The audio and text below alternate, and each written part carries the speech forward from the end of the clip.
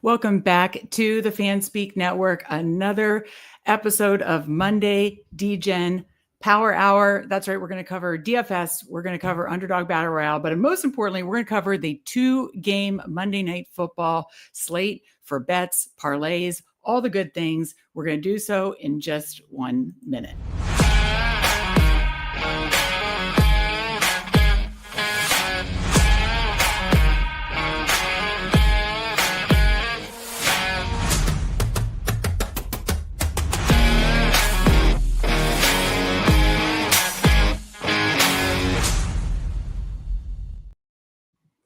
All right. That's right. Monday Night Football doubleheader. We've got Bucks Texans and we've got Chargers Raiders. Very, very exciting. Can't wait to get to it. I was running a little late because I just sent out our Substack for the Monday Night Football bets on parlays. If you're coming in or if you watch us on replay, please hit that like button. I'm going to tweet this now, Steve. So while I do this, I tweet it again because we're only streaming here on the YouTube streets. So I'm going to tweet it again now. While I'm doing that, talk about how no quarterbacks can stay healthy, which this is why we like to draft 3 quarterbacks. I mean, we obviously have 2 games tonight we'll get into shortly. I think there's one other week, maybe next week, where there's 2 Monday night games. But let's hope that Justin Herbert, Geno Smith, Baker Mayfield, and CJ Stroud are in bubble wrap tonight, because we're not even through 2 weeks, and already we got the news today that JJ McCarthy could miss 2 to 4 weeks. We already are dealing with Brock Purdy missing between 2 to 5 weeks. Of course, Joe Burrow news, 3 months. Jaden Daniels, they're saying day to day, but also kind of doubtful. And never a good sign when they're giving that kind of news on a Monday. With an MCL knee injury. So just a lot of negative quarterback. Justin Fields left the game early with a concussion and still is in concussion protocol. Probably a good chance he misses next week. And because I believe they don't play the Thursday game. That's the Bills Miami. But quarterbacks are taking hits, both literally and figuratively. And the quarterback portfolio is already looking much thinner right now. We need to see, of course, some of these other news like Jaden and Fields, but I think, as Meg alluded to, this is why we're so bullish on the 3 quarterback builds, even with the leads. I mean, somebody like Jaden, let's say Jaden needs to miss a week or 2, that can be big. Even drafting 2 mid-tier guys like Justin Fields and Brock Purdy would not look good right now. So just always something to keep in mind with, and will be interesting. Teams like the Falcons who have Kirk Cousins, teams like the Giants who have like a Jameis Winston who could be disposable. Does a trade get worked out? I mean, Bengals, especially, 3 months, that's a lot of time. But, Minnesota, Kirk Cousins would, of course, make a lot of sense there, since he's been in the system with Kevin O'Connell and is kind of still in the system with, the Falcons right now, since they all come from the McVay offense. I think, it's a shorter window. They're saying 2 to 4 weeks for JJ McCarthy, but McCarthy's not looked good. And, they have Carson Wentz right now. I don't know anyone who feels good about their Justin Jefferson, Hawkinson bags, or my guy, Adam Thielen, right now, with Carson Wentz leading the troops. Yeah, that is frightening. All right, I am back. Just wanted to tweet it out. We're trying to just test it out, just streaming, just on YouTube, not on Twitter. So trying to do a little testing on that. We'll see. Maybe that's not the right decision, but I wanted to tweet out and let people know, if you don't mind retweeting what I just tweeted, Steve. Yeah. Letting people know that we are indeed live. And if you're watching live or on replay, be sure to hit that like button. If you haven't subscribed to the Fanspeak Network, I'm sure if you're in here watching with us, you are. But if not, tell a friend. And if you haven't yet, be sure we've got NFL content every single day except for Sundays. And of course, our Substack, $34.99 for the entire year. We send out stuff every single day covering DFS, covering Underdog Battle Royale, covering NFL bets. I just sent out the doubleheader Monday Night Football bets to the Substack subs, and we cooked up 2 parlays in that, put it in that, and we will be talking about Monday Night Football tonight. And then we are going to build a lotto here again tonight. We came a little close. So Steve and I, obviously we do a touchdown treasure chest with the Fanspeak team, got 3 out of 6 this week. So that was a little bit of a sweat, didn't quite get home. And then Steve and I built a 4-leg total lotto and said that we were going to donate 10% back to Tunnels to Towers. I really thought there was maybe a chance Roma Dunze soared past it. Who was the other one that we have? Malik Neighbors soared past it, but we needed just like 8 more yards from Christian McCaffrey receiving, and then Hunter Henry wasn't close. But point is, we're going to keep doing these lottos weekly, and we're going to do one tonight. And if, we'll designate a given charity. If it hits, we give 10% back. It just feels good. So keep doing that kind of fun stuff for sure. And today, as every Degen Power Hour is going to cover DFS, Battle Royale, and betting. So we're going to go around the horn. And usually Mondays, we are going to talk more about like Underdog portfolio. How are our best ball portfolio looking? We're going to talk DFS lineup review.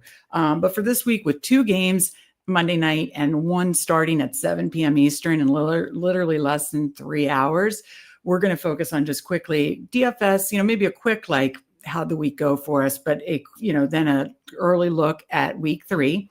And then Underdog Battle Royale, early look at week 3, and then jumping in and spend a little more time because Monday Night Football, we have a very fun doubleheader again starting at 7 p.m. Eastern. So thank you guys for joining us. Let me catch up with chat. Then we can talk about the DFS week 2. So we got our guy, Mike Robb, in here. This is the slate and the Monday through Sunday. and Monday through Sunday, the Shavs kill it. Well, we appreciate you, Mike. Appreciate you, ton. I think Mike's going to be on with Andrew and Justin on Wednesday, so stay tuned for that. We got Who Hames in here. Sup, fam? Always good to see our guy, Who Hames. Not sure about anybody else, but I'm basically fading game 1 and going all in game 2. Yeah, I'm doing a little more of that for sure. I am playing Nico. I have a couple 2-game, and we could talk about that too, Steve, as we pull over DraftKings. That's probably makes sense. Meg's going over her Scatterboo speech one more time before starting the show. Our guy got our first touchdown, Steve. He's getting the usage. I thought this was going to be something that happened by October, but it is happening in week 2. I knew it. And he just plays like so fiery out there. Daboll has to love it. They almost pulled off a massive upset in Dallas yesterday, and Scatterboo gets his first touchdown. Steve, how do you feel about the Scatterboo first touchdown? Let's talk about that for a minute. No, I mean, definitely feeling good for Scatterboo considering, we just heard a couple weeks ago that this was going to be Tracy's backfield and it would even be 70-30. I mean, it was almost that in the opposite direction. Exactly. Exactly. I know Tracy ended up with more receiving yards, but Scatterboo actually ran more routes. He obviously got the touchdown, had more total carries, had more yards. Very promising. He's looked good. Basically every snap that he's been in the 2 weeks, he's looked really good. I mean, again, week 1, he might have had his first touchdown if the Giants offensive lineman didn't tackle him. Obviously feeling good about that. And, I think it's very promising. And it's also, honestly, it's good that Russ is going to be keeping the job. Because, as we see with like a JJ McCarthy and some of these young quarterbacks, like there are a lot of hiccups and hurdles. And Russ looked great. I know he had the bad interception at the end, but dude look great. That's how we're unlocking Neighbors. Wandale's getting unlocked. I was hoping it'd be more Slayton, and maybe down the line it will be more Slayton. But I think that's how these guys hit, including Scatterboo. Just more opportunities if the offense as a whole is at least average-ish. Interesting. The Giants are kind of like putting Dart in for some like packages and stuff like that, trying to keep him on those toes. Or I don't know if it's just letting him get his feet wet. Whatever it is, it's interesting, I will say. But yeah, so excited about Scatterboo. And by the way, our guy, Coach Speak Index, Greg, I love Coach Speak Index. But then I saw he started Beat Writer Index, and he quote retweeted the Jordan Ronan thing and was like, I mean, this is why there needs to be a Beat Writer Index too, because some of these beat writers are just whiffing on their predictions. And Jordan Ronan definitely wasn't on point on that one. And I'm very happy for that because, I'm so happy that Daboll realized he's got to have this guy Scatterboo out there. Got his first touchdown, hopefully first of many, many, many this season. Thank you for noting that, Mike. That is my speech. I'll try to leave it at that. Can't make promises, though. McCarthy feels like a 50% injury, 50% sit down, get your head caught. I was thinking the same thing, and I saw Hayden Wings from Underdog tweet something like, really didn't see any issue. What's your take on that, Steve? Yeah, because I mean, I think they said it was an ankle in the last couple of plays. He was running on it, he was scrambling around, and sometimes that can just happen, of course. And then after the fact, you realize like, oh shit, it's actually hurt. But it is interesting. They kind of said 2 to 4 weeks. They have 3 games and then they have a bye, so that could work out very well in that kind of favor. Like we don't see him again until week 7, and then it's kind of determined. Like like they're 1-1 right now. They got the win, come from behind win against the Bears, but they just didn't look like the better team at home versus the Falcons. They should have the better defense, et cetera. And their defense held to just a bunch of field goals. And so, yeah, I think it also could be determined what's McCarthy looking like in practice. And, if Wentz goes out and they rip off 3 wins, these next 3 wins. I don't know. I just don't think Wentz is going to get that. I mean, he's terrible. I agree. That would be shocking, but McCarthy was holding them back. I think that's very clear. Like there's just a lot of decision-making out there, opportunities, like they just not sustaining drives. This is a team with Justin Jefferson, with Hawkinson. I mean, Naylor's looking good. Thielen's there. I saw Aaron Jones is going to miss at least a week, maybe a couple weeks. But Jones, Mason, pretty good O-line. I know they have some injuries there. Darisaw still and Ryan Kelly, but they should just be way better than this. Yeah. Well, and shout out to you, because I know you in best ball ranking. And then again, we're not trying to take victory laps. There's going to be plenty that we got right in best ball season when it's all said and done, plenty we got wrong.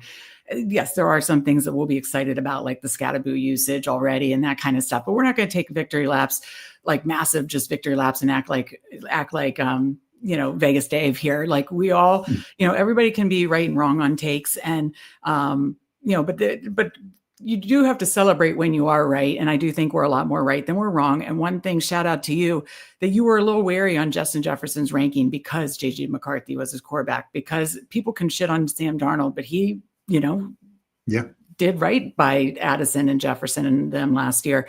And then you were a little wary on Garrett Wilson too. And, week 1 was fine, but we could see it's a roller coaster with Justin Fields. And I know he went out and that kind of stuff. One last thing, and again, these aren't like victor laps. I'm not saying we're perfect, because we make our mistakes too.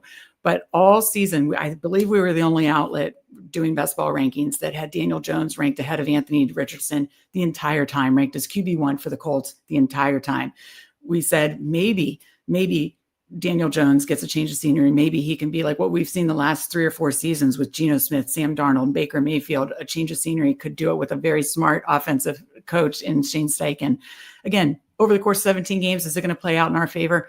Who knows? We'll see. But over the course of 2 games, I'm just proud of us for sticking to it, not getting bullied by the cabal, and sticking to it and ranking Daniel Jones as a QB1 in Indianapolis. That is amazing. They have basically not punted. I mean, that's another major storyline. No, their offense is looking incredible, and which is great, because you and I both drafted a lot JT. So keep that running, because if the offense is running, I hope some games like week 1 where he doesn't get in the box. But if the offense is humming, that's just going to be overall good for Jonathan Taylor Bags. Yeah, and I think their receivers are the perfect best ball receivers, because week 1 is Pittman. Yeah. This game it was kind of spread out. No receiver really totally hit, but Warren's gonna have his weeks. JT I think is going to be a monster. But this is what clearly Shane Steichen wanted. This is why Daniel Jones won over Anthony Richardson, is the consistency. They're not messing up. They're not getting 3 and outs. They're not getting turnovers. And Daniel Jones will get a few of those, I'm sure, down the road. But this was a tough matchup against a good Broncos defense. And he had over 300 yards. Yeah, we couldn't just say it's the Dolphins. He went out and played. So. All right, let me get to the rest of the chat here. But agree, Mike Rob, because we have a lot to cover here today. McCarthy feels like it's let's sit you down and get you calm. Totally agree with that. We got best ball and call on here, notifications on. That's another thing. Please put your notifications on. We are going to experience with just maybe not streaming to Twitter and just, coming here live on the YouTube streets. And we appreciate you guys that are coming in here watching with us, and hit that like button. So appreciate you, best ball and call. The Scattaboo hit, absolutely. Who Haynes, Scattaboo. I mean, if you don't have IMM or Hopkins, or you're not trying to hit your TD parlays, hey, How about, I didn't post this in Substack because I thought I'd get laughed out of the room, but I had a one that I sent to Steve and my dad, Scatterboo touchdown, which I bet individually. So I did, got $5 to win 27 or something. That was fun. I had Scatterboo touchdown, Rome Odunze touchdown, Pearsall touchdown. Didn't get the Pearsall touchdown. That was going to be like 5 to win. I just threw a 5 on it. That was going to be like 5 to win, like 2 something. Oh, was I bummed out at that. We got Joel Worth in here. What's good, y'all? Good to see you, Joel. Someone needs to trade for Jameis is all I'm hearing. Yeah, I mean, maybe the Vikings just want a better bridge quarterback than Wentz. We'll see what Wentz goes out and do. But the Bengals certainly, I know some people are like, oh, he was 4-3 when he was, I don't know. I don't know if I buy it. They need to keep, in contention for Burrow to be able to come back. So I certainly hope they trade for Kirk or Winston, and maybe Vikings do need to too. This Vikings breakdown is why Steve is awesome. Great insight, man. Yeah. Steve is the brains, and literally, picking his brain apart is a joy. I think we also need to remember the Colts haven't had a road game yet. Oh, Joel gave an old hashtag hater alert. And I agree. Like, Colts are not going to be, never punting and never turning the ball over. There's going to be bad games. We see this with every single quarterback. But I just think you see the upside of this offense when they can be on schedule. Yeah, absolutely. All right. So first thing we are going to do is, let's just quickly, before we do an actual DFS week 2 early look, a DFS recap. You and I had a lot of things that we were right on in DFS, but we had enough things that we were wrong on that prevented us from having a big week. Obviously, we were right on, May stacks, Dak stacks. I'm trying to think. I mean, even Mac Jones, if you wanted to punt off, I guess was fine, though Pearsall didn't have that big of a game, unfortunately, both for our props and my touchdown parlay. I'm trying to think what else. Definitely had a lot of good calls, Steve, on your running backs. I'm trying to break down your article, but why don't you summarize some of the things that you felt like you hit and missed in week 2 DFS Sunday slate? Yeah. At the top, I was focused on playing, among the elites, Lamar, who had a really good game, Burrow, who of course got hurt, but probably would have had a good game considering what Browning did. And then Hurts, that was a mistake on my part. I really thought they wouldn't be able to run and he'd have to throw the ball. The Eagles passing offense is something we need to start to maybe have a little bit of concern with. But May and Dak hit and Mac Jones was fine. May, unfortunately, there's nobody you really had to stack with. You didn't want anybody really attached to him. Yeah. And my big thing is, I said I was open to stacking with anyone, so I kind of just rotated between 1 or 2, and you really didn't want any of them. I mean, especially him running one in. So, but Dak, and I mean, even guys like Turpin, but Pickens and Ferguson and Lamb got so many targets. Lamb, of course, didn't get in the box, unfortunately. I'm really excited about Ferguson's use. Yeah. But Ferguson's usage has been incredible, and I do think Dak, they're going to have to win shootouts. The Dallas defense is not what it once was a couple years ago under Dan Quinn, and I think they're going to have to win in shootouts a lot this year. And then running back, you had McCaffrey, Henry, Connor, Kyron, and Etienne. Obviously, McCaffrey, Connor, Etienne were great. Henry, I don't know what the hell happened. That was one of my biggest stands, going for a contrarian Derrick Henry. He got 11 or 12 rushes and just got nowhere. I maybe we need to give more credence to, or credit to, the Cleveland Browns run defense. He had done it last year. It just it didn't add up. I thought I just saw way too much Justice Hill every time I looked up, and that was just really tilting. I mean, I think he literally only had 11 or 12 carries in a positive game script. They blew him out. Maybe it was the blowout. I don't know, but that was incredibly frustrating. Yeah, that was just a weird game. That's one I haven't really gone back to look at. I had it a little bit on in with Red Zone, Quad Box, but I wasn't really focused on that game. Yeah.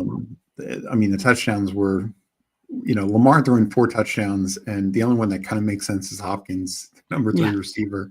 I do want to know what the hell's going on with Mark Andrews. No Isaiah Likely, and Mark That's Andrews getting a little scary. Yeah. turned to dust. But back to the running back thing. Yeah, the Derrick Henry was super frustrating, but you definitely hit on McCaffrey, Connor, ETN, Kyron. I don't think got in the end zone. Quorum got the touchdown. Yeah. So that was fine. I mean, then receivers, massive hit because I want to get to, keep this moving.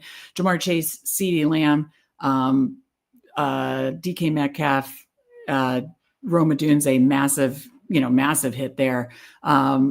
Pearsall it just didn't get there because he didn't get in the box and got like 56 yards. And then AJ Brown was the only, and BTJ were the only kind of really meh, Yeah. And again, BTJ, it's sad that it's 2 in a row. AJ Brown, we thought maybe, just a big bounce back spot, and their passing volume is just really not there. Hurts is a great fantasy quarterback, but it's like 1 to 2 rushing touchdowns every week. But and then tight ends, you had Jake Ferguson, amazing usage. Juwan Johnson, awesome. But Brenton Strange and Hunter Henry let us down big time. They were both in great spots. And then you had Harold Fannin. So I think all made a ton of sense. Yeah. I mean, the receivers, and like I talked about, and he was a guy I played okay amount, but I talked about him on the show the other day, is JSN. That was another guy who was in the mix. He had a great game. Seattle's passing offense, and I know, Mays, the Steelers being banged up and they're not playing well, but Seattle's passing offense looked good. I watched a good chunk of that game, and you go back and watch the rest of it. DK Metcalf got the touchdown, but need more from him. But yeah, the Jamar Chase, hopefully Browning can maintain this. CeeDee Lamb, I think we're going to be very happy with going forward. And Roma Dunze, I think Rome's really legit. He's been the clear number 1 guy through 2 weeks in terms of total targets. And you and I kind of both got there, halfway through the summer, I think he's wide receiver 1 there. So, so that's good to see. So yeah, DFS was a mixed bag. And so it was, not a profitable week. But it was frustrating because there definitely felt like we were on some right things. So just hopefully we'll tighten it up and have a better week 3. We'll turn the page in a minute. Also, it was frustrating for our props. We were 4-6 on Sunday. But I mean, we missed Caleb Johnson, rushing 30 plus rush. Yeah. I don't know why I said that. Caleb Williams rushing by 3 yards, Pearsall's receiving by 4 yards, 1 or 2 others that were fairly close. And then, just, and had it incorporate some of those in parlays that just didn't get there. So, but again, we sent out our Monday Night Football parlays already to Substack and the bets that we landed on. We're going to build another lotto, hopefully for charity, at the end here. Next, we'll do an early look at week 3 DFS, then take a quick look at Underdog, and then focus on Monday Night Football because we have an exciting doubleheader tonight in literally just 2.5 hours, which is wild. 7 and 10 p.m. Eastern are the games tonight. Let me go to chat real quick, Steve. Then I'll bring over DraftKings, and we could take an early look at week 3. Huaim says, I'm curious if Denver's defense may not be as good as we thought. Do you have any concerns there? Yeah, I mean, they were pretty good against Tennessee, to be honest. Denver's offense was terrible that game. That's why it was so close. But yeah, the Colts had no issues with them, really. We'll see going forward who, is it more Colts offense is that legit, or is it Denver's defense just, they're having some issues. It's always nice to get to week 4, 5, then you really can start feeling like you can trust the data a little bit more. Lamar didn't run much either. Mike says, seemed like they're just, seemed like they just wanted to give up on the run super quick. Yeah, that just bummed me out. I thought there were, me, I lean sometimes too much into those revenge narratives, which, by the way, did get there on the DK Metcalf touchdown bet. Aaron Rodgers is going to get that revenge, and DK did get his touchdown. So, but yeah, that bummed me out for Derrick Henry. We got our guy Andrew in here. Of course, Andrew and Justin on Wednesday and Friday nights. Hello, my friends. These injuries are not being kind to me in best ball. Cue the Michael Scott, why God, why gif. But yeah, this quarterback injury stuff you talked about at the beginning when I was tweeting stuff out. Wild stuff. Kicks in here. Hello, Kicks. I think Browning will target Chase a lot. At least that's the history. Yeah, no, that's good. I just hope that if Browning doesn't perform in the next few weeks, that they do pivot to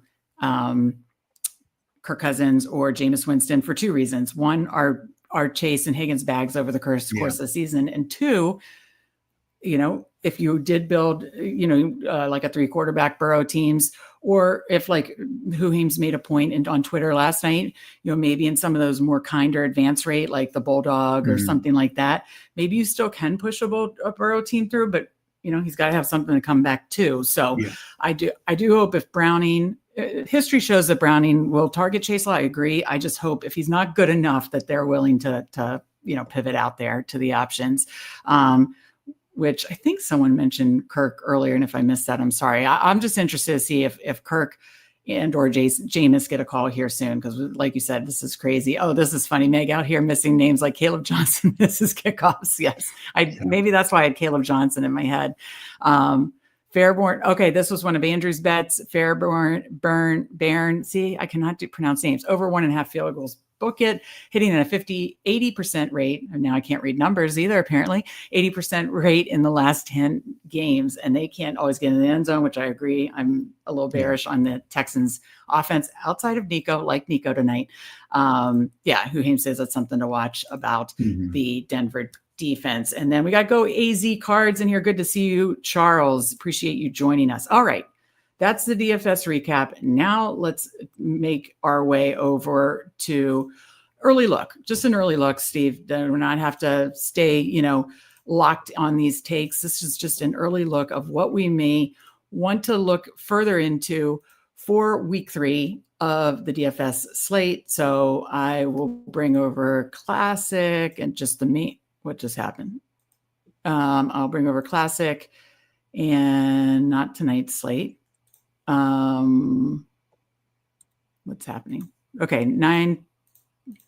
Why is it jumping? I don't know. Okay, it's got to be the Millie Maker. Steve, are you able to open it? It's not. Okay, there we go. Yeah. I mean, this computer is just dust. Oh, I hope I need to get a new computer. Okay, so we're pulling that up, Steve. Let's talk quarterbacks first. Did I pull over the right DraftKings, by the way? Yes. Okay. Yeah, because I have DraftKings Sportsbook pulled up too for when we talk bets. So, all right, we are talking early look, week 3. Obviously, we got a lot of outs and questionables. Jaden Daniels, questionable. Joe Burrow, out. Purdy, questionable. Fields, questionable. McCarthy looks like out. So with that said, top of the board, Steve, is Hurts against the Rams. Baker Mayfield against the Jets. It doesn't do a lot for me. Love looked really good in the game against Washington. Love against Cleveland, though, not going to be much pushback there. Herbert against Denver, tough defense, but maybe has some back and forth appeal, similar to the Colts game. Kyler Murray against the 49ers. This is where it gets interesting for me. Dak against Chicago. I mean, that Chicago defense, woof. Bo Nix against the Chargers. Then you got Stafford. And then I'd say Caleb. We just got that YOLO ball in him and with some rushing upside. Caleb against Dallas. Those 3 are what stick out to me the most, Steve. Herbert still might be in play, as we saw from and what Huheem's mentioned. But Dak Prescott against Chicago, Bo Nix against the Chargers, and Caleb Williams against Dallas are the ones I'm eyeing up the most. What do you think? Well, first I will say, and we'll see how he looks tonight, Baker. But I don't know if the Jets defense scares us. But Rodgers I just worry there's no pushback. Potentially, but at the same time, the Jets defense has given up a lot of points through 2 games. So, it's a bad defense.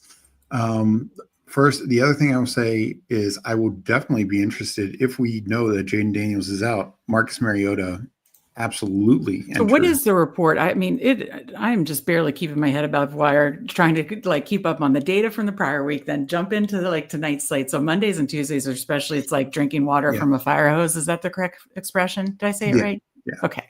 And so it's our own quarterback. And I knew he got MRI, and is it a PCL sprain? Okay. So consider day to day, but okay. Whatever. It's some kind of knee sprain, basically. Right. Yep. Okay. So day to day. So your read is there is a chance he may not. Oh yeah. Ian Rappaport and others before Quinn said that, like the reports coming out of the team through reporters are, his status is up in the air. Somebody said his ability to play is in doubt, like they're not saying doubtful yet, but it's not sounding great. Well, like you just point out, Mariota against the Raiders, stone minimum. I'm sure he would be chalked, but it might be worth it.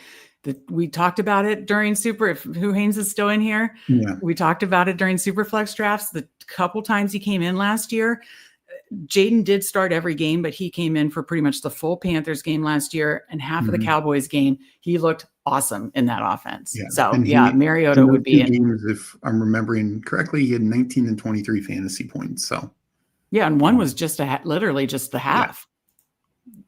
Yeah. So definitely Mariota, if for some reason Jaden is ruled out for this game for sure. You said Baker. Where else do you go? And again, just in an early look here, Steve. So again, some will play into tonight, but Stroud, Jacksonville's defense has not looked great. Steve, Stroud stinks. But they're probably not going to be able to run. Like, I know he didn't have a good year last year, many fantasy usable weeks. Or last week. But I mean, last week was against the Rams defense, which is we'll see. Maybe he'll make me shut up tonight. I just think their offensive line is so fragile. The play calling was not impressive week one. Hopefully that bounces back. I'm just worried about my Nico bags. Get Nico going tonight. But okay, so you're more like early look at Stroud for the matchup, basically. Yeah, and then I do think like just going lower. If Mac Jones is starting again, he's only 5,000. Drake May, 5,300. His price didn't rise against the Steelers, who've struggled against two quarterbacks so far. That is wild. The Steelers struggle so far. That is yeah. I mean, I do think they're talented enough that it'll eventually get there. It'll get there. So at any week, maybe that defense just totally begins to shut the door like they did last year. What about Indiana Jones? I mean, he's gotta be in play. Tennessee's defense, was good week one, but again, I think that was more of a product of Denver's offense being bad. Stafford did basically anything he wanted to in this game, from what I saw. And his price isn't budging, so that's kind of fun. I'd say he's in consideration for me. You didn't talk about it, but what about the two games? What about Knicks against the Chargers or Dak against the Bears? The Bears are just hemorrhaging. Yeah, I think Dak would probably be my number one. Knicks. That's what I figured. Probably again. I want to get a better indication about the Chargers defense after tonight. Yeah. And then Caleb, he's got a little YOLO ball. I know, like it's not always pretty, but he had 24 points week one with it. He almost had a second rushing touchdown. Yeah. Maybe as we saw with Dallas's defense against the Giants, we're looking for that back and forth. This game could be it.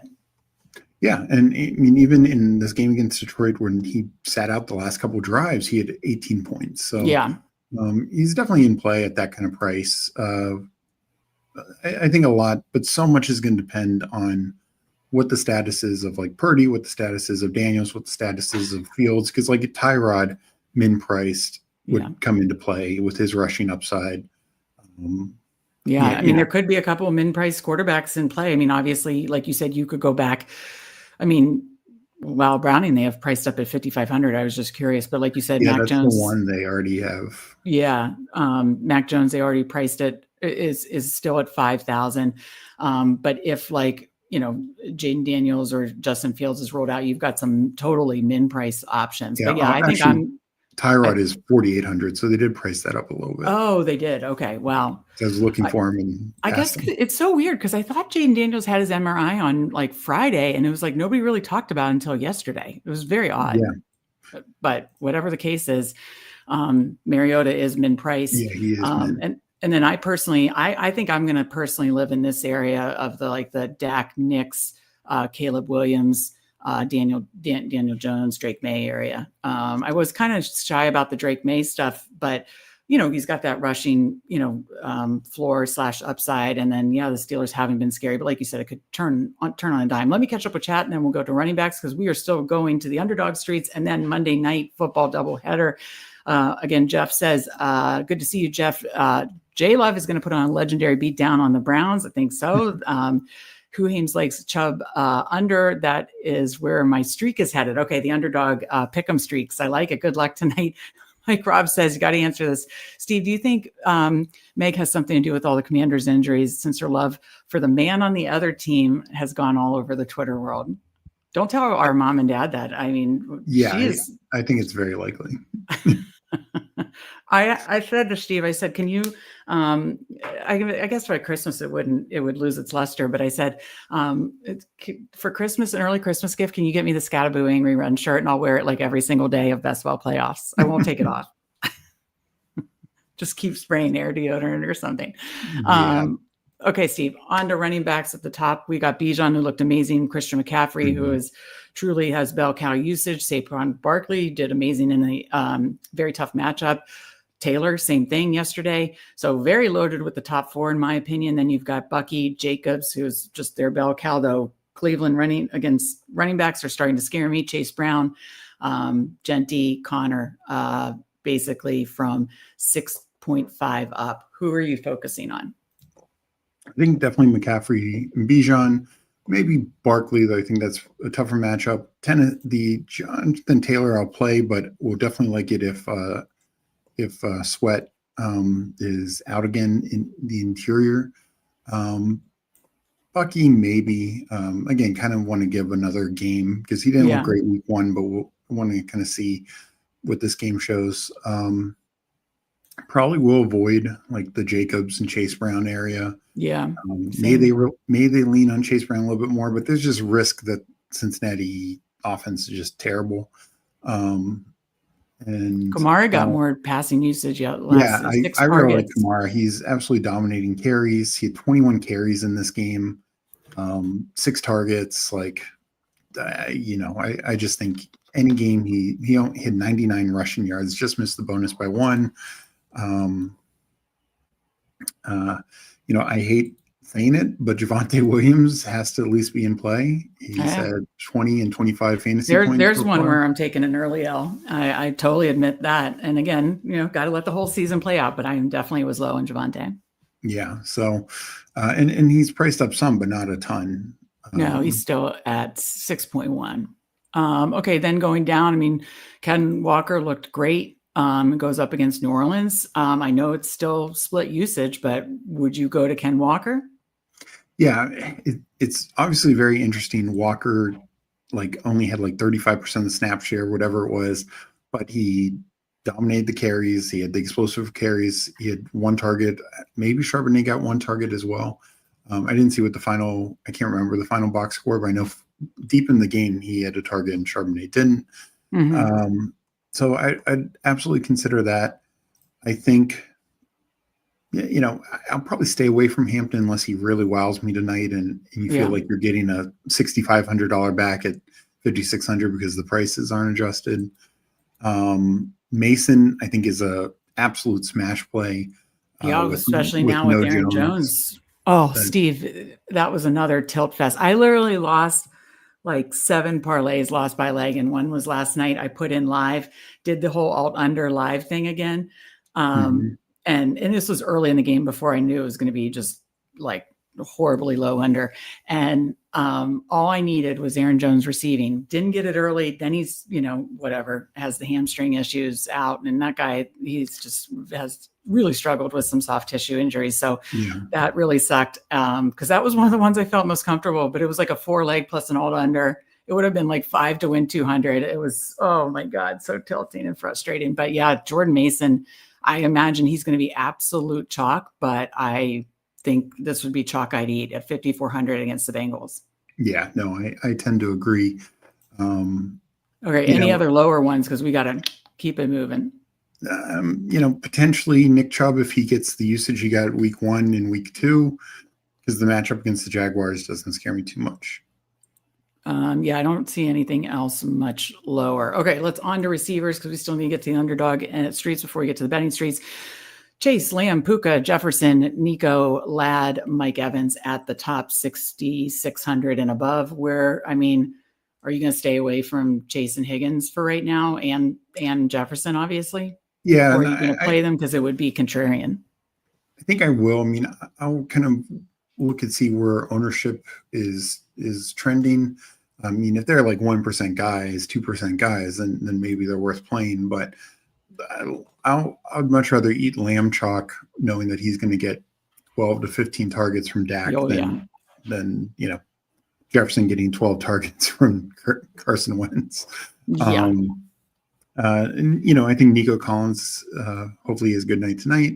And just another one that, let's say he has a big night tonight. I can't even click on it because I don't even want to jinx anything. I'm so nervous already. But anyways, like you could get a price discount there.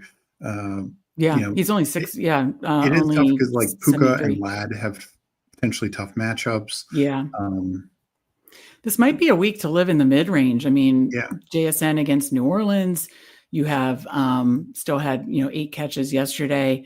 Ibuka against the Jets. Let's see other matchups. Debo against the Raiders. Wow, is Debo priced above Terry now? Yeah, Terry is 58 and Debo, I mean, it makes sense, 61. I probably will be avoiding Vikings in Cincinnati right now, though that will be more contrarian. London against Carolina. Pickens against Chicago. What else stands you? Ted against Atlanta. What else stands out to you in the mid range? Well, and I was just going to make the call on Terry. I think he's now getting to a price that makes sense. He got a good number of targets last Thursday, and 9 targets, only connected 5 for 48. But I this could be like a contrarian spot, I think, for Terry. Yeah. So. But I kind of agree this mid-range area. Look, like I'm going to keep going back to Romadunze. They bumped him up $500, and I just think he. Oh yeah, I'm definitely going to him. I don't care if he's chalk 5,300. That's really nice. Yeah, we should take a look at the Monday night slate. So then, quick look at tight ends. Obviously, I like my cheapies, but you got Bowers, McBride, of course, up top. Kraft still below 5K at 4,700 is pretty nice, I'd say. So that's interesting. Tyler Warren at 4,400 sounds good. I mean, just keeps producing, and he hasn't even gotten a touchdown yet. And he had 14.9, 11.9, 76 and 79 yards respectively. Just getting tons of targets. Ertz against Vegas, definitely in this 4,000 range. Lot to like, but probably. Ferguson going back to the well there at 4K. Jawan Johnson just targeting usage going back to the well there at 3.9. And then you got the Hawkinson, obviously not with what's his face, Wentz, Henry, Ingram, Jonnu, Fannin, any of these under 4K. I think the 4K is a sweet spot this week. I typically like to be in the 3K range. Any in these 3K that you like, Ingram, Jonnu Smith, Fannin, Otten, Strange. Going back to Strange, he was a big letdown this week. JT Sanders got a lot of targets. He had 9 targets this week. Yeah. I think Sanders is being played a little bit, though. The Falcons' defense is looking much better than I think anyone expected. I will say a couple things. I don't mind going back to Fannin. He had 5 targets, 48 yards. Obviously didn't get a touchdown this game, but still heavily involved with the Browns passing attack looking just god awful. Yeah. So I think going back to him when his price hasn't risen too much. One that I will point to, or one point I want to make is they've been lowering the price of the elites. And I think that's interesting because, Bowers, if he plays Washington, has a tremendous matchup. We just saw what Kraft did to them. Going back the last 3 years, Washington struggled against tight ends. Even last year with Quinn. McBride has a very good matchup with San Francisco. Will he ever get a touchdown? We don't know. But he's gotten 78 and 61 yards. He actually has the ability to hit the bonus. Bowers has the ability to hit the bonus. So the fact that, he's only 1,000 more than Kraft, Bowers is 1,300 more. And just, Bowers is just 2,000 more than Ferguson. 2 weeks ago, Bowers was like 7,000 or 7,200. Yeah. So that's a good call out. They're lowering the price there. And just honestly, a lot of the mid tight ends, like I don't mind like Ferg or Juwan Johnson, even though Kyle Pitts or Fannin, but a lot of them are either have these questionable quarterback situations or are banged up. If there's a really cheap one I'd go to would be Pat Freiermuth. He got like 4 targets again. Obviously, the Steelers that offense target that got knocked up was Aaron Rodgers said after in post game it was targeted for Freiermuth. Had Calvin Austin not like popped it up and got in the way, I think it would have been connected with Pat Freiermuth. So sucks for Calvin Austin, sucks for the Steelers because that absolutely just switched the game. And then of course the Caleb Johnson thing. But yeah, he had 4 targets, 3 for 31, but that was going to him in the end zone. Yeah. So for like a min price guy, he gets a touchdown. You know, he's never going to have like 100 yards, 80 yards, but he is like 4 catches for 40 yards and a touchdown. Very playable at his price. Hey, Steve, I have to shout out the time you won a 1 p.m. only slate. You won the 1 p.m. only big slate, 50K, insane sweat with you. It was Jacksonville Texans who play this week. Maybe that's why you mentioned Stroud. I think that lineup, though, wasn't that a Lawrence lineup? Yeah, I had a Stroud lineup that finished pretty high also, but yeah. Right, but the Lawrence lineup was the one that won, right? Yeah. With a Nico bring back. So maybe you run that back, either Stroud or Lawrence, run that back with Pat Freiermuth. Pat Freiermuth was like 3 or 4% owned, smashed like a touchdown, like 80 yards. Yeah. I'm just saying, maybe we just put it back out in the universe and see it. I think I might. I don't know if you don't, I won't. Let me go to the chat and then let's, I'm going to make a executive decision, see if you agree with me. How about we pivot off Underdog daily early look this week? Because early look, we would just be applying it to the Underdog streets. Yeah. Obviously, we'll spend more time on Underdog on our Thursday Degen Power Hour. Now let's take a look at the 2-game slate for tonight now, and then we'll go to the betting streets. How's that sound? Sounds good. All right, let me catch up with the chat, though. Jeff says Mason could run wild over Cincy, too. Absolutely agree. We got Thad in here. Good to see you, Thad. Hashtag QBs matter. Are you playing Brock? Good to see you, Leo. Tonight, no, I am not. Is there any update for tonight? I haven't seen anything recently. I we're 3 hours away, or no? Is it usually what 2 hours before game time? Yeah. Usually like within 2 hours before game time. Okay, let me see. I assume he's playing tonight. I'm not going to play him. That's the night. That's a late night game. Oh, that's right. My bad. Yes. So if Brock is active, I assume he is. Just with the feeling that maybe he could be limited. By the way, and Steve and I have a first quarter that we did together, drafted together. That as long as Brock Bowers doesn't go off, I think we'll move on to the semifinals for the first quarter. So kind of hoping Brock Bowers has a mid game or not much at all. So no, I am not playing Brock Bowers tonight. Leo says Chargers Raiders will be high scoring 37-30. I agree with you. I think it absolutely could. Week 1, they were 2 of the highest pass rate over expectation, just really, really passing the ball a ton. You have to love that. So I am definitely playing more of that game. We're going to bring that over in just 1 minute.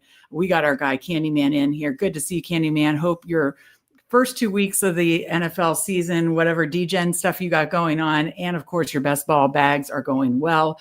Great to see you. Thad calling out a Dunze, JT Sanders.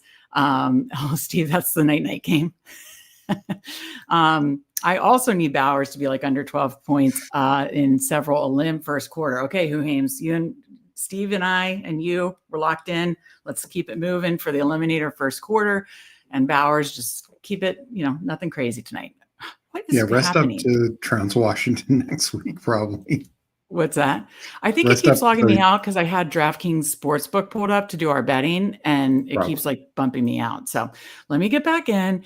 And then I'll do this. And then we're going to not do, again, usually every Monday, we will do more of, best ball, like portfolio look, DFS recap and lineup review. DFS early look like we just did, but then Underdog early look.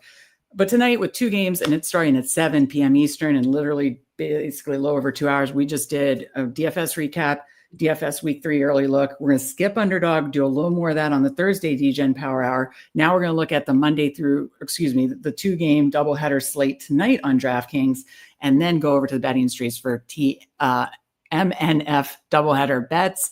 Let me see. I'm pulling it over, and then we will talk the 2-game tonight. To answer the question, What is happening? I mean, I cannot do anything right. Share screen, not stop screen. Okay, there we go. All right. Is it coming? There she is. Okay. All right. Monday night special, 2 games. Steve, I personally, like Leo said, am leaning heavily into the Chargers Raiders game as well. How are you handling this game tonight from like an overview standpoint? And then we'll talk about, I'm just doing a couple lineups, but I'm sure you're doing a little more. But yeah, overview first. Yeah, from an overview standpoint, so it is a couple of things. Like with only 2 games, I do think you can just absolutely overstack a team, overstack one game. But the other thing is positionally, things matter quite a bit as well. Like tight end, do you believe in Bowers, who's going to be highly owned or not? And if you don't, then you fade him. But the problem is Bowers has the chance to just not only double the field, but he could quadruple the field. He has 20 points and no other tight end has 5. So you do run that risk. For me, I look at this like quarterbacks. I kind of look at them: Herbert, Geno, and then Baker, Stroud. In that's same. my order, and that includes Price as well. And running back, I think you can look at it. Probably not worth paying up for as much, just because I think Genty, Chargers run defense could be pretty good. Yeah, but you have to play 2. Who do you play? I don't mind Nick Chubb. I mean, and I think you could look at like a Roddy White and hope that he gets more thrown to him. Like he got decent workload. Did you say Roddy White? Or yeah, for sure. Rashard White. Wasn't that like a Falcons receiver? Yeah. So there, you could do it that way and just hope that none of the other running backs are just totally smashing.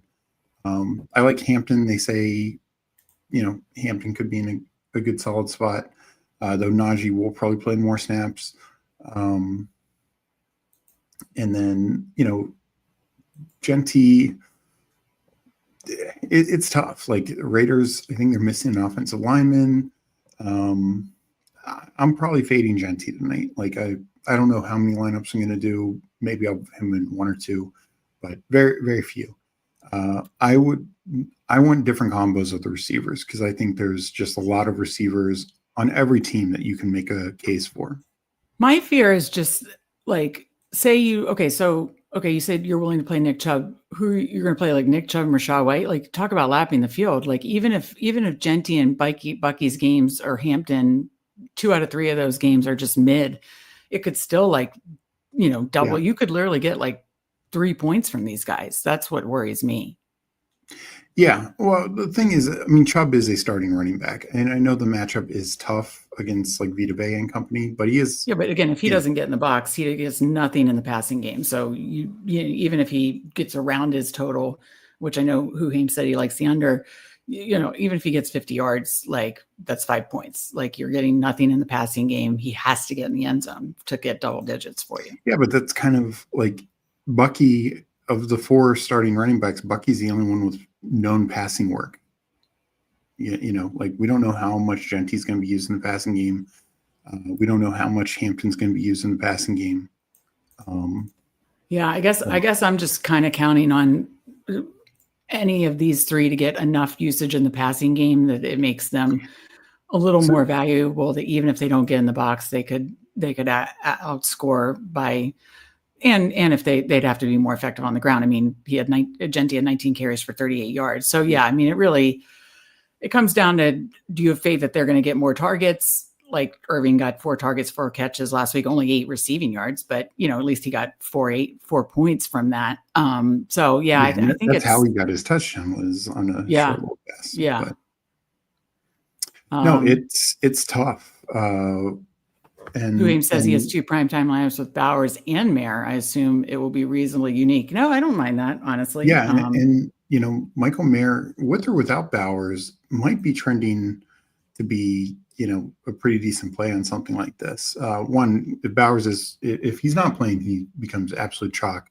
But if he is playing, then it becomes, which I believe will be the case, then I believe it, he will be very unique. whether you're doing the double stack. So are you Like, saying you're fading all three of Irving, Genty, or Hampton, or you're saying no, I'm saying like I'm probably definitely fading Genty.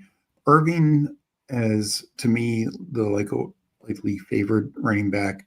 It's just he's got a really tough matchup. I mean, Houston's defense is the best one on the slate.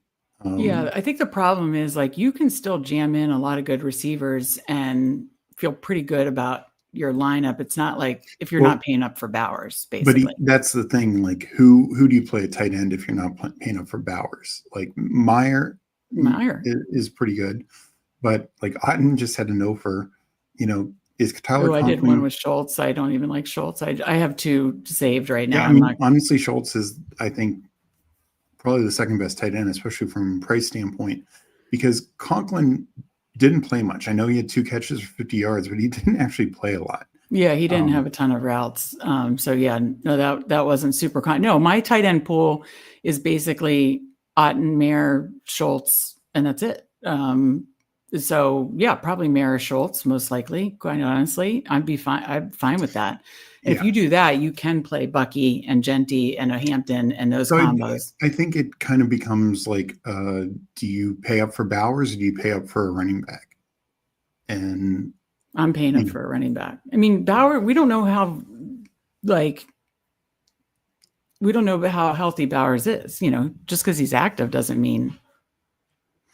No, you think Bowers is going to be chalk?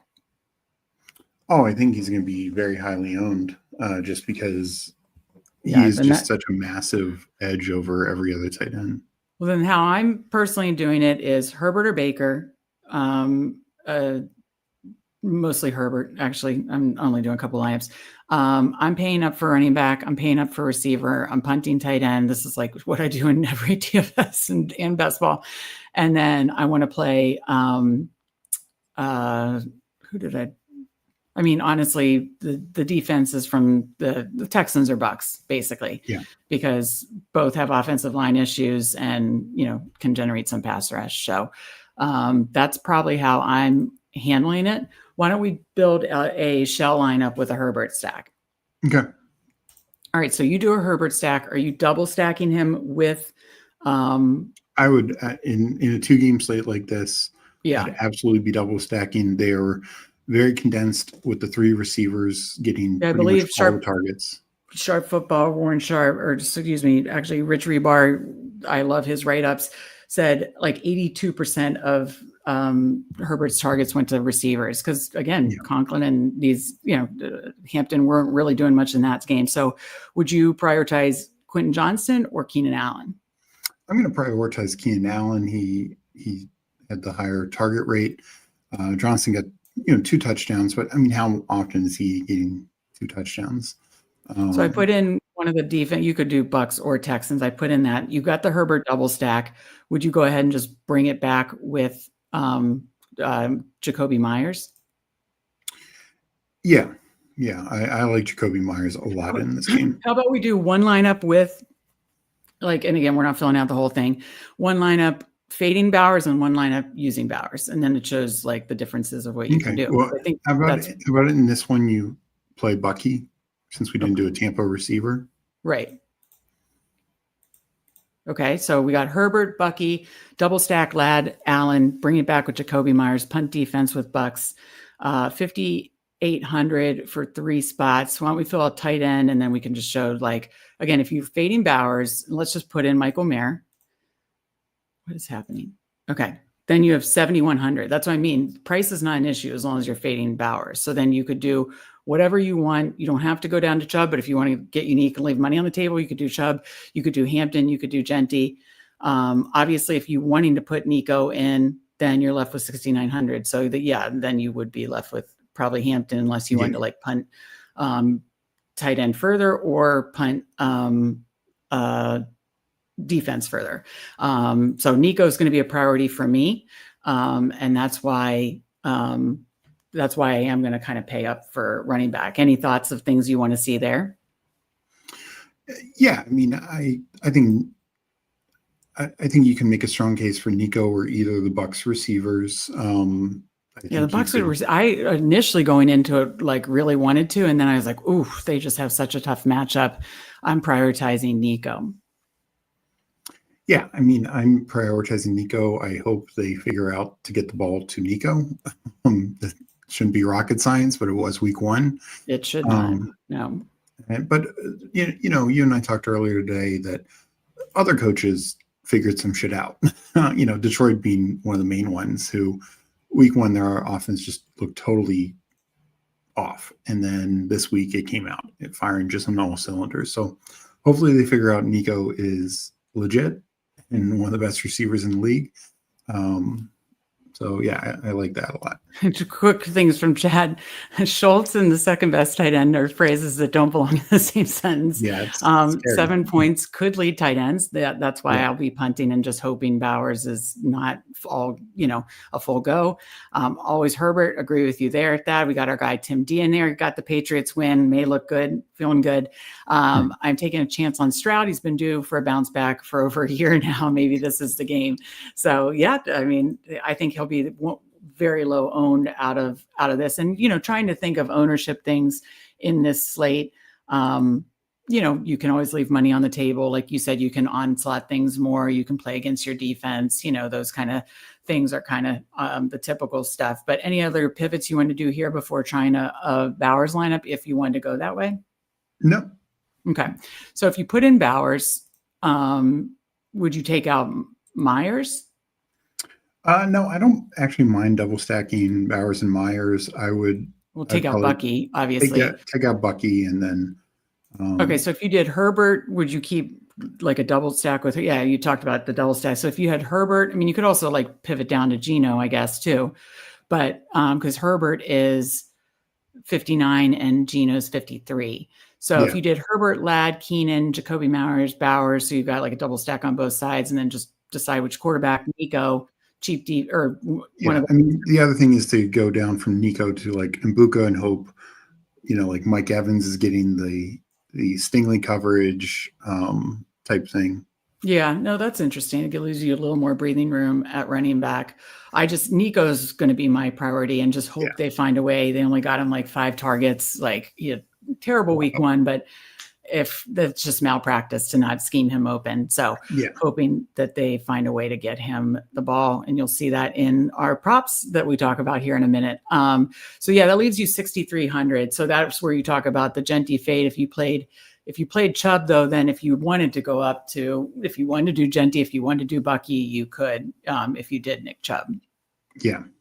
But then again, if you did, this is where it gets tricky. If you did Nico, then you'd only be left with like Chubb Hampton. So those are the kind of decisions you make. For me, I'm taking this guy out and hoping he's limited, and then it gives me more optionality. With my Herbert double stacks is pretty much how I'm going to play it. Any other thoughts on this 2-game slate, Steve? This is a fun one for sure.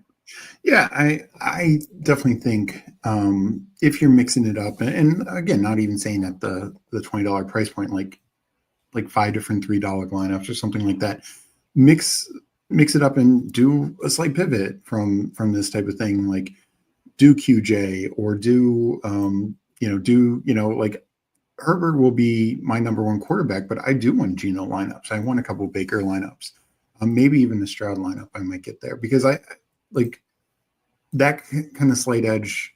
These are we've so little edges here where if you're just right on one of these positions, it can, and there's a big gap, particularly at quarterback or tight end and running back to an extent. Like receiver there's probably going to be 4 to 5 receivers who are pretty viable, and then just matters how many you can actually fit with the rest of the build that works the best. So yeah, I would just pivot off. I'd have a core and kind of do it and then pivot off 1 or 2 things, depending on how many lineups you're doing. But no, that's what's fun about these 2-game slates. We see it namely something like Thanksgiving, which is a 3-game slate, which can always be a lot of fun. Yeah, and Steve's had a ton of success on short slates. He, finished in the top 5 or 10 in that Thanksgiving slate, won 7,000 that same weekend, won the 1 p.m. only of that Jacksonville versus Houston game. hit the kicker, hit off the upright. Was that the kicker? Was that Kai Fairbairn? That was Fairbairn. Was it? Yep. Fairbairn helped you win $50K, and because if that would have gone to overtime, all hell would have broken loose, and it definitely would have been harder to hold.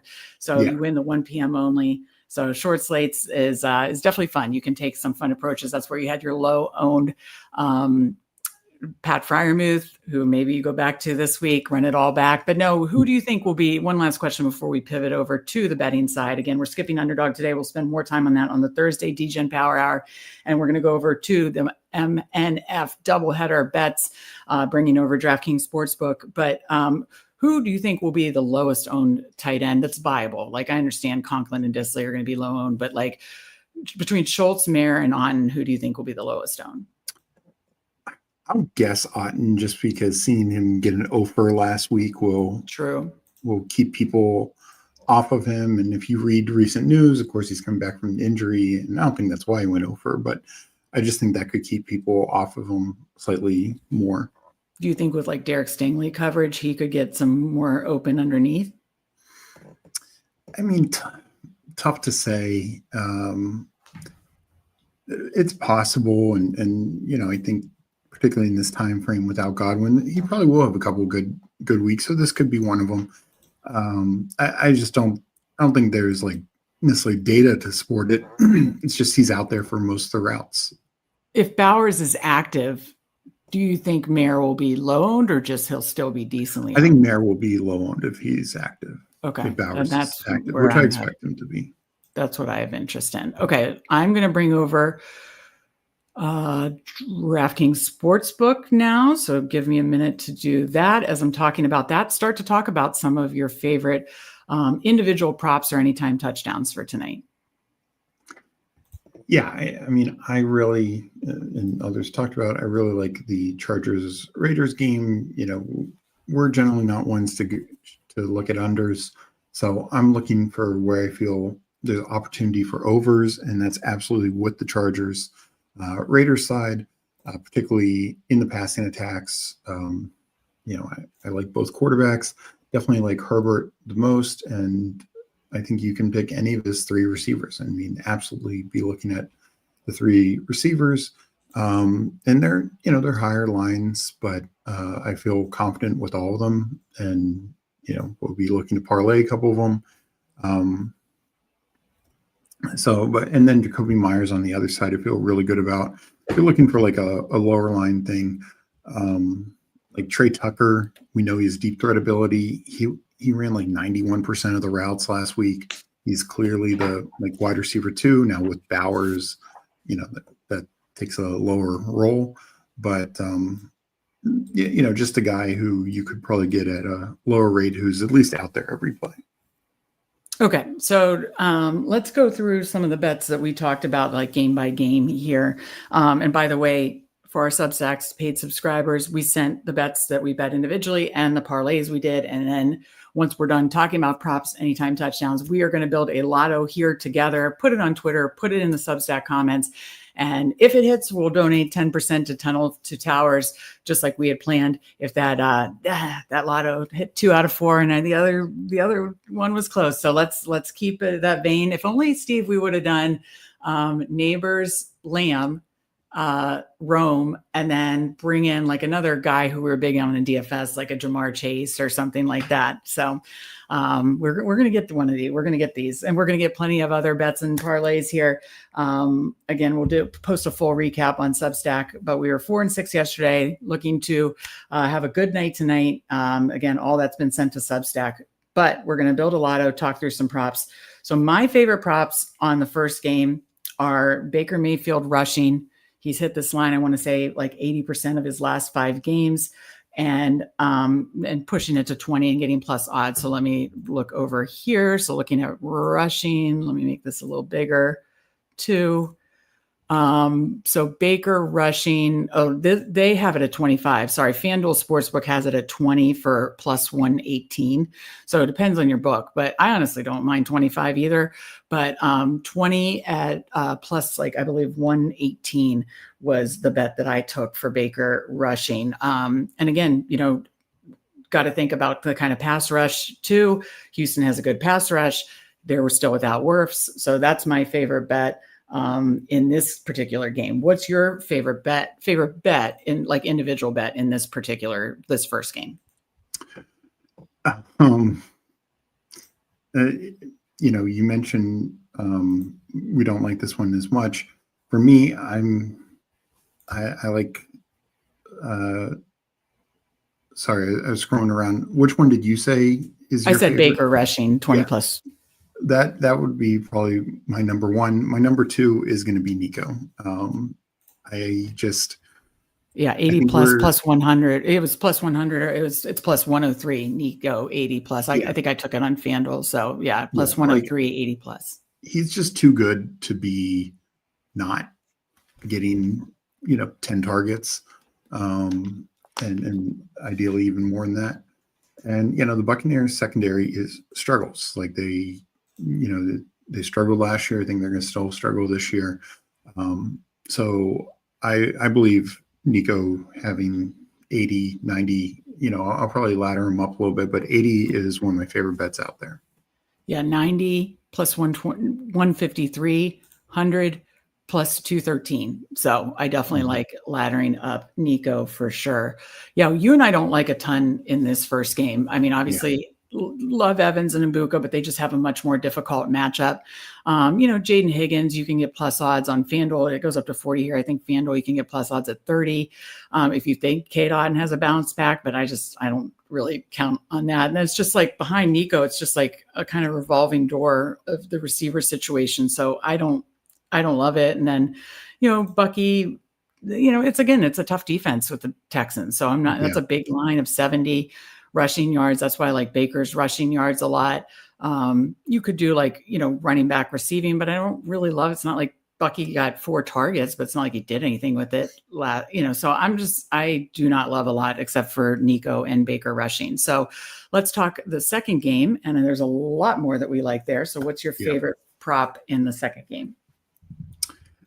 I'll start with my guy. I like the olds, Keenan Allen. 60 plus 119. I like that. I think that's definitely a good look. He didn't run as many routes as the other two, but I think he still had 8 targets or so. Nine targets, had 6 for 67 or something like that. And he was a bet that we hit last Friday night. We had bet him at 40, and he was a plus odds bet. So just need 20 plus more yards. You could also approach it from the receptions too.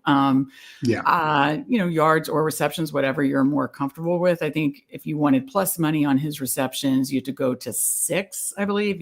5 is juiced at minus 148, 6 plus 131. So 60 or 6. All right, I'll go my next play here. I'm going to go passing. We talked about how both the Chargers and Raiders had 2 of the highest pass rate over expectations in week 1. This does have a little shootout potential.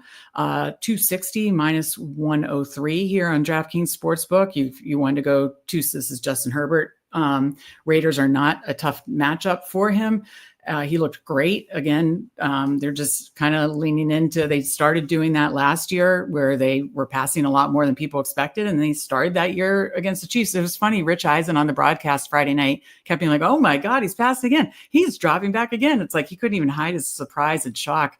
But they had a very high pass rate, and I think that's smart. I mean, Herbert is a guy that you want to put the ball in his hands. So 260 minus 103, 270 plus 124, 280 plus 156. If you wanted to ladder all the way to 300 plus 252, I like Herbert passing here in tonight's game. What else do you like? I know there's at least 2 others that we like a lot.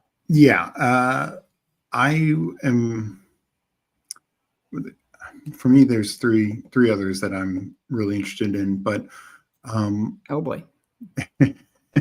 Well, as you're saying, I just want to shout out to Tim. He says, shout out to Drake May. He's going to keep getting better and better each week. Your lips to God's ears, because I have so much Drake May, and he treated me well in DFS and props this week. Okay, go ahead, Steve. Yeah. So, I mean, you're on it right here. Like, to me, Geno Smith is at his line or at 260, I think a really good I think they're going to have to throw the ball a lot. So I do like Geno, but minus 107 for 250, 260 is plus 118. Getting I don't mind plus that look at all. At 260, I think is really good. Yeah. In a game that to me has just real shootout potential. Yeah. But the other one is his top receiver, Jacoby Myers. I think, we saw it last year after Devontae Adams was traded, even with Bowers just rocking and rolling. And like you said, Bowers could be a little limited coming back. Jacoby Myers, he can operate outside. He'll operate in the slot. We saw the Chiefs last week, Hollywood, Juju, like their receivers were getting plenty of targets, plenty of work. I mean, Hollywood wasn't getting much after the catch. And Myers can be a little better in that regard. So Myers at 70, Myers at 80. If you want to push it, he's 3 yards short of 100 last week. Yeah, you could push it up there. But no, I mean, I love him at 70 and 80. Yeah. Yeah, 80 plus 134, 70 minus 108. I think those are all good looks there as well. So we covered in this game Herbert passing yards, Jacoby Myers receiving, and you mentioned Keenan Allen receiving. Let's also talk about Ladd McConkey receiving 80 plus, one of our favorites, plus 103. I mean, he just has been a steady Eddie for Herbert, and was out there running most of the routes last week, running both slot and outside, mixing it up with Keenan Allen. So he didn't get in the end zone last week, but I think he was just short of 90 yards last week. I'm pretty sure. Was that right? No, he had 74 last week. 74 last week. Okay. So we're going to need a little bit more to get us over the hump there, but Raiders are not a defense to fear here. And I like Ladd McConkey for 80 yards. The last one I'll throw out, and this is just kind of a flyer to why, is if you wanted to similar to how Baker's rushing, Herbert used his legs a ton last week. I like it better on FanDuel. You can do 20 plus for plus money. 25 is a little rich, but 20 plus on FanDuel, you can get plus money for Herbert rushing. All right, Steve, let's talk a little touchdowns. Good segue from Mike Robb, and then we'll build a lotto parlay to end this show because we are literally less than an hour and 45 minutes from game time. Bold touchdown prop I have for tonight is Higgins and Thornton, both low odds after Io Manor. I'm just going in on my high-owned drafted wide receivers. I like that. Hey, that's how I got the Scatterboo touchdown yesterday, Mike. I just said, I've got a ton of Scatterboo. I'm not going to miss his first touchdown. And I didn't. I threw $5 on it to win 27. So I think you should do the same. I love it. But let's talk touchdowns here, Steve. Who do you like actually anytime to just see the end zone tonight? Hopefully it's, we only got one touchdown last night, and that was at the very end of the game. I literally thought we were going to get the no first touchdown. That was insane. Yeah, it was very close. Game was awful. Who do you like to, and then we'll just each have a fun first touchdown for each game, but who do you like to, that you actually like their touchdown prop? And we're talking just the first game? Either game. But well, let me give one for the first game because the second game's a lot more fun. Yeah. For the first game, I will say I like Mike Evans. I know he didn't get it last week, but he did lead the team in targets. I know the matchup might be tougher, whatever, but I think the Bucs are like hopefully they scheme him open to get a end zone target. I mean, the guy gets 8+ touchdowns every single year. I just think he's the best. The fact that you're getting like plus 165. Look at, Nico's plus 120. We don't even know if the Texans know how to use Nico. I mean, we're hoping that they do. Well, I hope so. We're thinking of betting. But my point is, we know the Buccaneers know how to use Mike Evans. We know Baker knows how to use Mike Evans. Like we've actually seen it in this offense, similar style of offense. Grizzards offense is a lot of the same things as Cohen. No, I like that. And plus 165 feels like a really, really nice price for Mike Evans. That's my point is you're getting much better odds than, say, Nico. I'm going to keep it simple and hope that they figure out how to scheme Nico open, and you're getting plus 120. So I'm going to go there, keep it keep it simple. Not a ton else I love in the first game. I mean, you could look at long shots, but second game, there's a lot of touchdowns to like. Obviously, for me, it starts with Lad McConkey, especially for plus money. Obviously, you could go either running back minus 110 for Hampton, minus 105 for Genty. Shop around. Lad McConkey, those plus 165. I know he doesn't always have the touchdown equity as some of the other elite wide receiver ones, but I still think, he is Justin Herbert's still go-to guy, and like him for plus 165. Who else do you got for this game? Yeah, I mean, I will lean into this, the Charger side of it, just because, again, I think they're more likely to score. And I think Keenan Allen is mispriced. I mean, you look at his targets last week, he had a touchdown last week. I think this is another matchup that he could do very well in.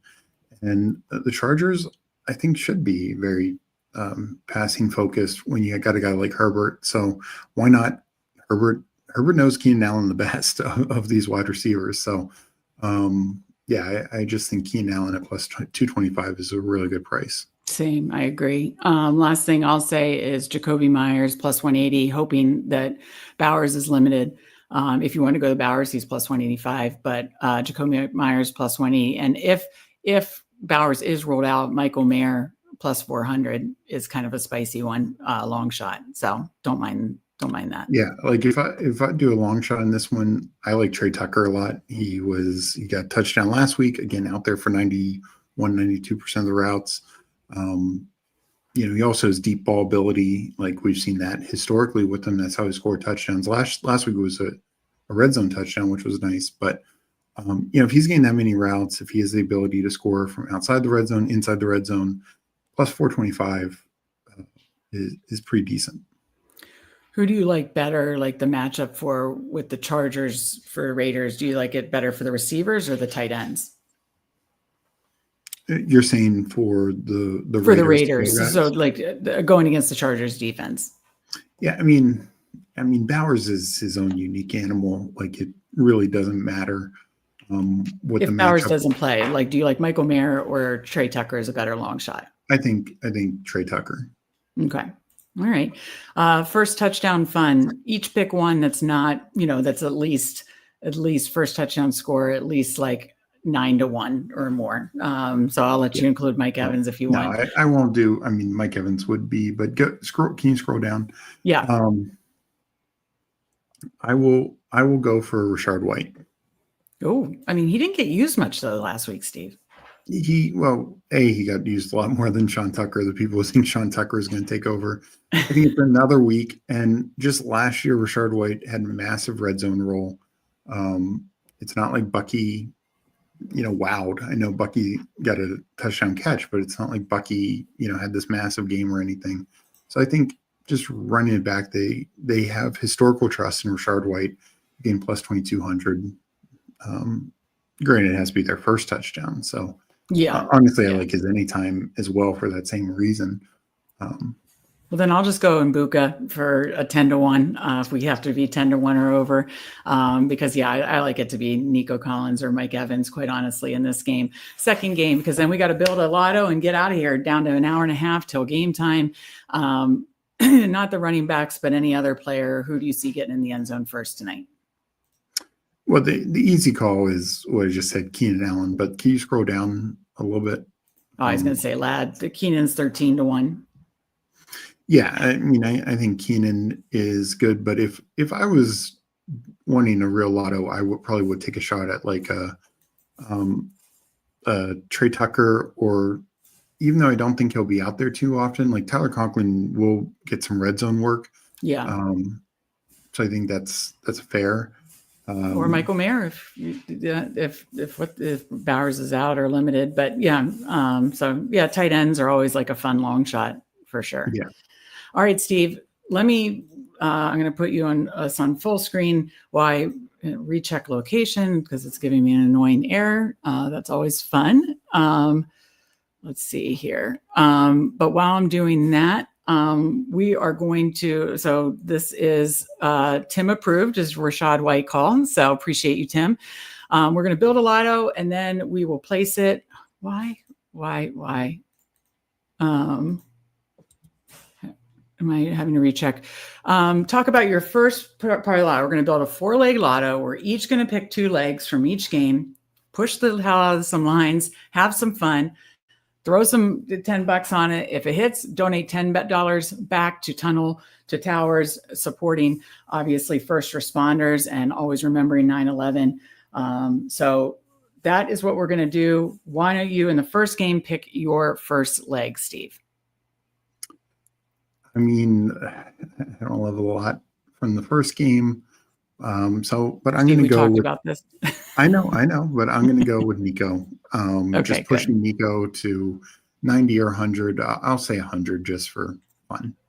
It's a lotto. We're whooping it up. Okay. I think I brought it back over. So we're going to push Nico to 100. Have a fun little lotto here, plus 213 to kick us off. Okay, my turn. First game against that Texans front. No Tristan Wirfs. I think Baker is going to have to take off and run, and he's done it a lot for honestly a while, especially with the Buccaneers. So give me Baker 25 plus rushing yards. That is plus 166. So that takes us, we're already at plus 700. Now, to the next game. I'll let you go first, Steve. I'll stick in the receiver range, and I will go with Jacoby Myers. Love it. I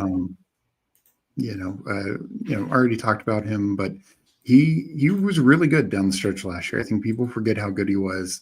And I know there's those crazy trade rumors, but dude, week 1 had a great game. I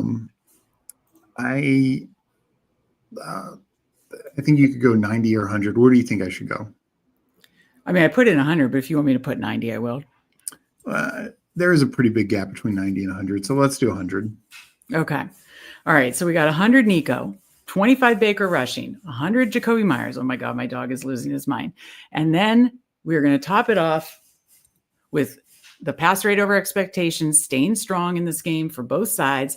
But we're going to go to the Chargers putting the ball in Justin Herbert's hands so they can try to push it to 2-0 here, 2 division matchups. And he does what he does last week and throws for 300 plus 252. So 4 legs. Again, Nico 100 receiving, Baker 25 rushing, Jacoby Myers 100 receiving, Justin Herbert 300.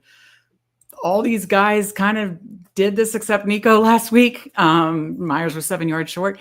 So now we just need them to run it back and Jacoby Myers to get 100 plus and them to figure out how to get Nico the ball. You're at 83-1. We throw on the bonus, which is 50% bonus, 124-1. So $10 wins $1,200. Donate 10% back to charity. Wouldn't that be fun? I'm going to put it in. I'm going to put it on Twitter. I'm going to put it on Substack. And hopefully we get a winner here together. For those watching and any that see it on Substack or Twitter, good luck tonight. This has been a ton of fun, Steve, as it always is. Tomorrow night will be Spread and Tyler doing the NFL betting card. Of course, Wednesday, I believe our guy Mike Robb is going to be joining Andrew and Justin for Underdog Battle Royale Live.